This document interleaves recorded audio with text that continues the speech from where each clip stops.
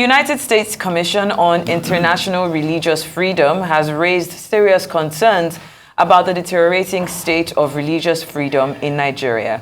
In a report released over the weekend, the Commission criticized the federal government for its continued enforcement of blasphemy laws and its tolerance of violence perpetrated by extremist groups against religious communities. The 2024 annual report from the USCIRF highlighted ongoing systematic restrictions on freedom of religion or belief across Nigeria. The report pointed out that several states were using blasphemy laws to prosecute members of various faith-based groups, including Christians, Muslims, and secular humanists. Arise News analyst Mr. Dayo Sobowale joins us now to discuss the report by the U.S. Commission on International Religious Freedom, designating Nigeria as a country of particular concern for failing to prosecute perpetrators of violence related to blasphemy. He'll also be looking at how to improve religious tolerance in the country. It's always a pleasure to have you in the studio, Mr. Sobowale. Thank you for joining us. It's a pleasure being here as usual.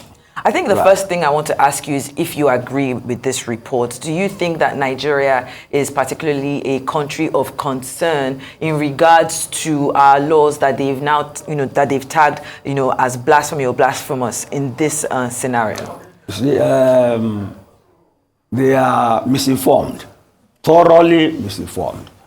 And if you read the report, you see, I appreciate their concern, but they should not get more Catholic than the Pope.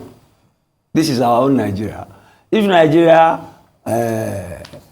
is suffering from religious intolerance, we won't have a Muslim ticket. In a country where you have 50% Muslims and 48% Christians, you still manage it. See, and you see, is a very condescending, patronizing report, almost colonial. We have gone way before that. In fact, beyond that. In fact, I will say, in terms of religious freedom, we are far, far better off than the United States. You get me? We are far, far better off. Because the United States is divided into two now. In terms of culture, in terms of religion, in terms of marriage, in terms of family.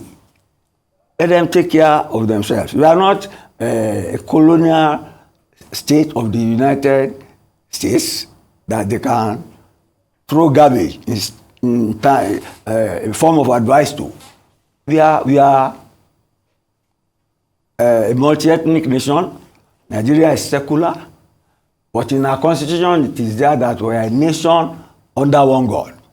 The United States too, unbelievably so, has a motto which says, "In God we trust," but we know what is going on there. But you see, what they have done, and let me go into the details now, is that the blasphemy laws in Nigeria, it's not as if they are that rigorous or popular. You get me? I thought they were talking about another country before, but you must have had cases of people being charged for blasphemy in the north. You get me? And just one or two people maybe, they said they desecrated the Quran or used the Quran to clean things like that. That is in areas where you have Sharia law. Yeah. Sharia law is not in all of Sharia has been Nigeria. practiced in about 12 states. Yes, that is there. But then, how many times do you have this sort of stories? Maybe when they have some religious festivals or things, they are few and far in between. To have, on the basis of blasphemy, it's just like if you talk of same-sex marriage and so on. How many people indulge in it in Nigeria? What is in our constitution? That if you violate it, you go to prison for 14 years. Some people have sought to get asylum on the basis of that discrimination, whereas nobody saw them when they were here in Nigeria. So, to me, it's a very patronizing, exaggerated report. And we should treat it like that, because it has misconstrued our insecurity problems as a religious problem. See what he's saying there. Fulani and cattle, Fulani people and some Christians and Boko Haram We all know how Boko Haram came into being. We all know how we are fighting Boko Haram, we are fighting jihadists. But it's not even talking about those. It's trying to exaggerate the issue of blasphemy, which is minimal here. Mr. Sobowale, you did mention, of course, that this is patronizing and that it's coming from a place of misinformation. Right. But you also confirmed that blasphemous laws are not that popular and they're few and far in between, like you said.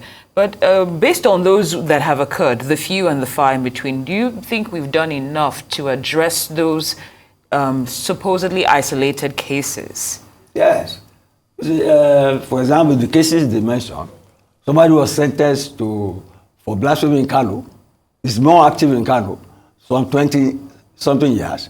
But later, a court of appeal, it was cut down. But what they are saying that, you see, that some people have not been put on trial. You see, it's this patronizing colonial arrangement. I'm sure those who are doing this are the so-called evangelicals, who are invariably in the Republican Party. That way. And to them, they are trying to save Nigerian Christians. That's why I said they should not be more Catholic than the Pope. We know our own problems.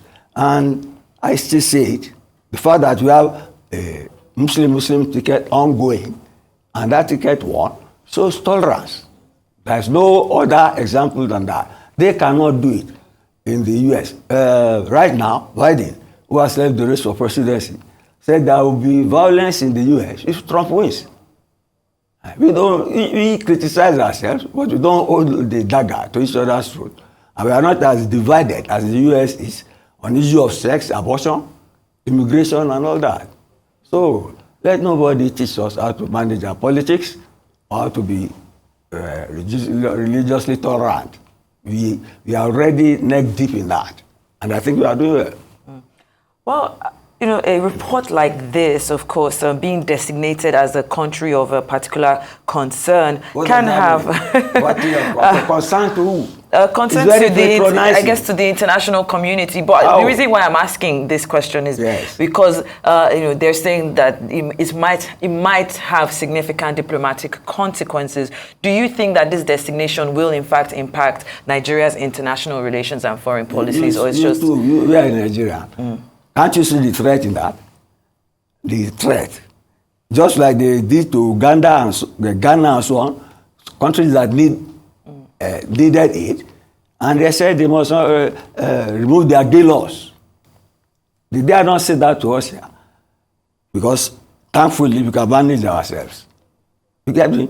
It's like blackmailing people. You get me? On the basis of religious culture, it is not on. See, when it comes to countries wanting to get aid from the US, they use this bait, this LGBT something. We must not have this law. But African nations are passing the laws that reflect their culture. And no culture is better than the other.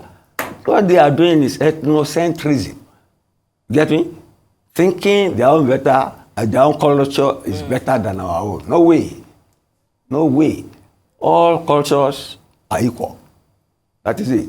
And the context of the practice of each culture and the politics and even the economics, you get me? They are different. They are different.